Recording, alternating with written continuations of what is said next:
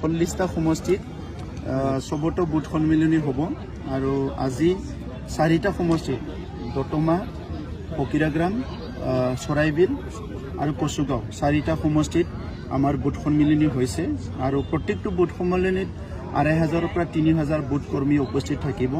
আজি ফকিৰাগ্ৰামত আহি মই দেখিলোঁ যে 2020 বা তাৰ আগত দলৰ স্থিতি যি আছিলে ইয়াতকৈ 100 গুণ দলৰ স্থিতি ভাল হৈ গ'ল আৰু মই হিচাপ পালোঁ 95টা বুথ কমিটি আছে 95টা বুথ কমিটি সবে উপস্থিত আছে আৰু ৰাইজ আমাৰ কৰ্মকৰ্তাসকলৰ উৎসাহ আৰু তেখেতসকলৰ যি কনফিডেন্স এটো দেখিবলৈ পাইছোঁ।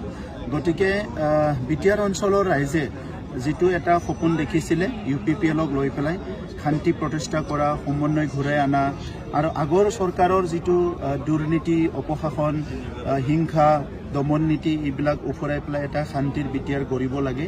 এই ক্ষেত্ৰত বিটিআৰ ৰাইজৰ সপোন মই ভাবোঁ 100%য়ে ফুলফিল হৈছে আৰু গণতান্ত্ৰিক বাতাবৰণ যেটো নাছিলে BPFৰ সময়ত কোনো মুকলিকৈ কথা ক'ব পৰা নাছিলে ভুল কথাকো আঙুলি দেখাই দিব পৰা নাছিলে আৰু আজি সবে মুকলিকৈ কথা ক'ব পৰা হ'ল কেম্পিং কৰিব পৰা হ'ল মেল মিটিং কৰিব পৰা হ'ল সব কথা ক'ব পৰা হ'ল এই পৰিৱেশটো আমি ঘূৰাই আনিলোঁ।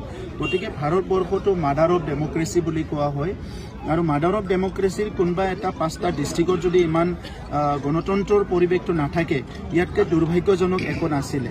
গতিকে সেইখিনি কাম হৈ গ'ল। এতিয়া লাহে লাহে উন্নয়নৰ কাম বহুত আগবাঢ়িছে শিক্ষা দীক্ষাৰ পৰা আদি কৰি সব আগবাঢ়িছে। গতিকে UPPL মডেল অফ পলিটিক্সটো আমাৰ শান্তি নিৰাপত্তা সমন্বয় আৰু উন্নয়ন এই চিন্তাটো লৈ এই উদ্দেশ্যটো আগত লৈ আমি কাম কৰি যাম। দতমা ফকিৰাগ্ৰাম চৰাইবিল আৰু কচুগাঁও 4টা সমষ্টিত আমাৰ বুথ সন্মিলনী হৈছে আৰু প্ৰত্যেকটো বুথ সন্মিলনীত 2500 পৰা 3000 বুথ কৰ্মী উপস্থিত থাকিব।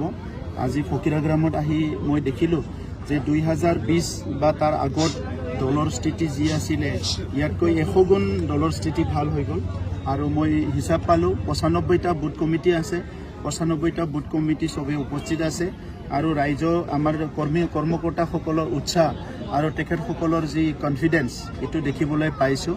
গতিকে বিটিআৰ অঞ্চলৰ ৰাইজে যেটো এটা সপোন দেখিছিলে UPPLক লৈ পেলাই শান্তি প্ৰতিষ্ঠা কৰা সমন্বয় ঘূৰাই আনা আৰু আগৰ চৰকাৰৰ যেটো দুৰ্নীতি অপশাসন হিংসা দমন নীতি এইবিলাক উফৰাই পেলাই এটা শান্তিৰ বিটিআৰ কৰিব লাগে।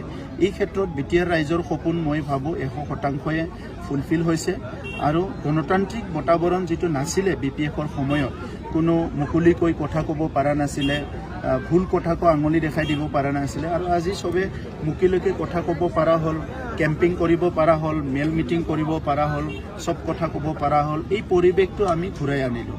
গতিকে ভাৰতবৰ্ষটো মাদাৰ অফ ডেমক্ৰেসি বুলি কোৱা হয় আৰু মাদাৰ অফ ডেমক্ৰেসিৰ কোনোবা এটা 5টা ডিষ্ট্ৰিক্টত যদি ইমান গণতন্ত্ৰৰ পৰিৱেশটো নাথাকে ইয়াতকৈ দুৰ্ভাগ্যজনক একো নাছিলে।